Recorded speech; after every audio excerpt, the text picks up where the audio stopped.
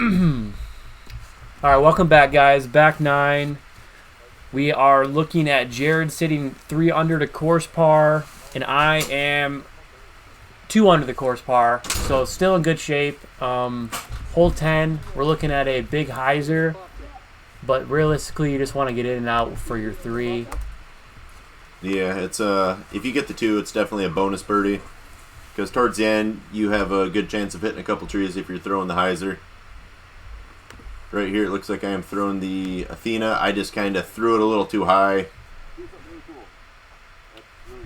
but luckily it just came back to the fairway, so should be able to get up and down for a 3. I just wanted to get some distance on it, but did not do that. Yeah, I'm looking for the same thing. I'm throwing my instinct. A lot of people go high driver speed. I'm just trying to get something that's going to go out there in a high glide left on hyzer. And I hit it inside, and I just want it to glide. I should have went a little higher, but I'm pretty happy with that. This gives me a probably 55-footer. So unfortunately behind this tree, but I'll take it every time. Yep, so yeah, you can definitely give it a good bid right here. And I did not, but we're tapping 3. We missed Jared's approach shot. He was probably 20 feet short of me, so another long bid, and then he's got this for his 3. I think one of the more impressive things about Jared's round is the lack of seriousness of this league round. There was a 5-man card, so there was a lot of noises, a lot of distractions. So hole 11, par 3. This is one of those, either a soft straight forehand or a turnover mid. It's like Jared's going with his EMAC Truth. Nope. Regular Truth? Yep, this is just a regular Truth right here, and just past the basket. That was ace run the whole way. That was primo. Yeah, that was a beauty. And then I'm pretty much going to look for the same shot, but I'm throwing a buzz. I just went straight at it. This is one of my favorite holes out here just because it's a very gettable but demanding shot. A lot of trees up there protecting. And I said, no, I don't want to run it. I'm just going to tap in my birdie. Yep, that was a perfect shot because the fairway's fair the whole way down. You just got a couple trees to contend with at the end. I actually went long. I think I'm sitting about 45, 50 feet. And just a couple inches low right there. But that's what you get when you bring the 1 in. Sometimes you get a long look for 2. Oh. Now we are. So then we got hole 12, 328.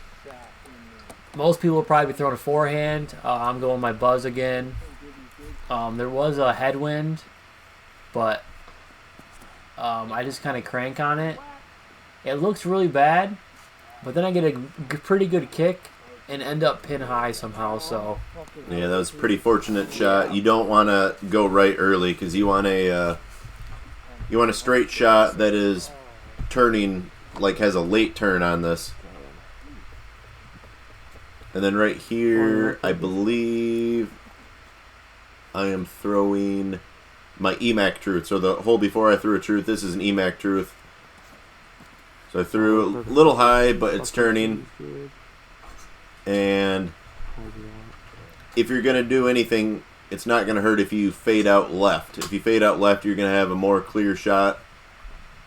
And yeah, here's where I ended up. Somehow I got pin high, so I was just trying to beat that tree, but it was closer to the basket than I thought, so tap in 3. And here's where the highlights just keep coming in for Jared. You give him a look at the basket, and he's touching metal. Yep, there was a little bit of wind right there. That was a slight anti-putt straddle into a little bit of wind there, so I was pretty happy with that. And like you said, that's why you want to hyzer out left, so that way you can give yourself a good bid if you go pin high. Yep. This one, I yanked it, landed right. Luckily, I got up there a little ways. You can scramble on the right side, but I'd prefer to be either in the fairway or a little further up and to the left. So I'm going to have to work a little bit right there. Pretty fortunate not to hit any trees. I'm just going to throw a instinct here. I'm just trying to land up there flat. Loved it off my hand. I ended up catching a late tree. I would have loved to see how that one fought through. I was pretty happy with that forehand right there. A kneeling straddle forehand with my anvil and put it right past the basket. So then here I am. That's the tree I hit. And I threw a savior. I was trying to go backdoor hyzer. And then I just kind of threw it too wide and it caught one of these trees. So now I got this for my 3. Probably 35, 45-ish area. And yeah, that about sums that up. So then Jared has a 18-footer for his 3, and I have an 18-footer for my 4. Tough looks for Dirk. Yeah. So yep, that's where my my anvil landed. Must have went right past the basket. So now I went from a pretty unfortunate lie to finishing with the 3 on one of the par 4s on the course. And then I'm just taking negative time because I'm an idiot, and we'll take our 5. We're working on it. And then hole 14, 267. You guys gotta miss that dead white tree in the middle. Ideally, you want to throw over the top. I just sawed it off, hit early, so now I got to scramble. I'm just trying to go high right of that tree and swing it in. Stand still. I got a little lucky here that I got through those branches, but we're up there for a putt. Yep, this is I'm just messing around with the Zone OS. Left it a little short. This is one you definitely want to get. Tournament time or league time, you definitely want to card the 2 on this hole. So here's my longer bid for 2. I just kind of hung it a little too wide, but a putt for 2 is a putt for 2. We've had some putting woes, so this is one I'm really just taking my time and just get it over the band, and then pretty good bounce back after the mistakes on the green in the previous hole.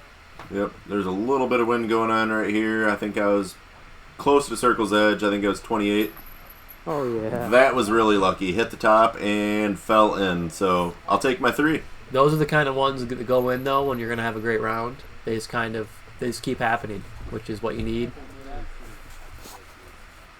And then here we got hole 15 over the swamp. I think we had a tailwind. And I'm just hanging up my grace and just having it work. And I love it. I'm like probably 35 for my 2. Yep, that looked pretty good. Right now, the water carry from the tee pad to dry land is roughly 320 feet right now. And I'm going to opt to throw a world, which can sometimes be a touchy disc for me. If I don't throw it on enough hyzer, it might flip too much on me. Otherwise, I'll throw my beat-in destroyer. So I'll change between those 2 depending on like the wind. And that kind of shows you that it was a tailwind because of that choice. So right there, that really wasn't the greatest release, but I'm dry. So I got to look. Good run. So threw a sidearm with my harp right here. Went a little long. Would have liked that to have been a little closer to the basket. Oh, beautiful. And here we got my look for 2. Probably sitting 40, 35, 40. Yeah. I'm going uphill, so very smart. I'm step putting. You shouldn't step putt uphill. It's not smart. And I leave it right. Gave it a full bid though, so Yep.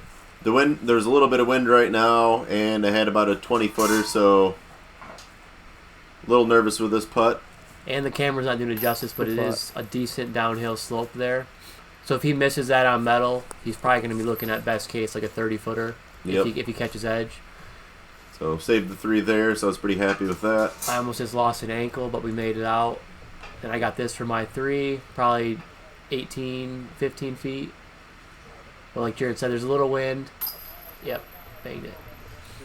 And we got 16, 311. You just want to throw something straight that kind of tails left a little bit at the end. The hill kind of brings it to the left, so it's really about just throwing straight at 300 feet.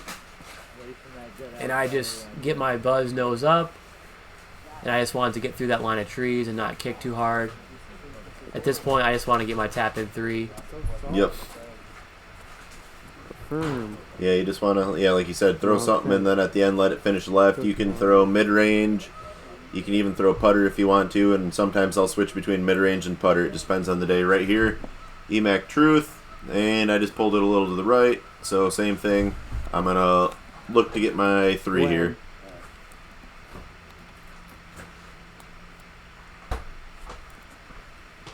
Yeah, you're pretty happy when you get a kick to the left.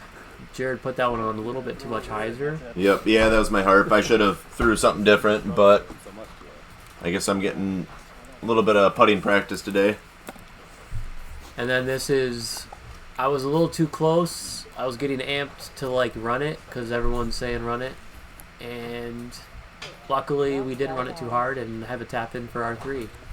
No, you Easy got 3 it. right there. So yeah, this is another another 25-footer right here. Like to be a little closer for cleanup. But it's in. Hole 17, this is a very unique throw. It's a soft flex with a backhand, forehand roller, tomahawk. You just want to barely miss that corner and then hyzer left. I'm like 3 inches too far left, so we're going to hopefully It's get a our little high, 3. don't you think? Yeah, it's a slow percentage, a lower percentage flex shot. So you're not used to it because you're not always trying to do that. And I'm trying to do that right here with my anvil, and I threw it at a really low percentage, and I just threw it straight into the woods. Yeah, the 255, it probably plays a little shorter just because it does draw downhill, so you're not trying to throw it too hard, and that's why you get these kind of soft early releases like this. The camera's like gonna die. But he got through a lot of trees and did Jared things. And Scumbag loser. Yep, that was 55 feet downhill, just a little straddle downhill. And then here's where I ended up off the kick. My savior hyzered to bring me back to the left, and then that gave me my long bid. I should have just laid that up because now we got this for our 3, and we miss it because we're bad and not taking our time. So now I got to tap in 4. Final hole, 18, 292, which is a forehand down to the right. You got to just push about 180 feet, and then hyzer. Jared catches I don't know the about that one. one you don't want to hit. Yep, exactly. I looked at the tree that I have had a PTSD with and hit it, and I landed where you do not want to land. Just throw it straight, let it finish around the last set of pines right there, and just fade towards the basket. And I'm going with the savior, a little Boy, slower disc. I just kind of threw it too hard, and it just finished a little too straight. Ooh, big hyzer. Right here I landed. I had a little gap to the basket. Had it try and get in position here because I was a little pinched. This is the Zone OS. Threw it, landed, and it decided it wanted to roll up and give me a putt. So I got pretty fortunate with that. This, I took my own advice, and I laid this up, and should be a tap in. Here's my putt for my 3.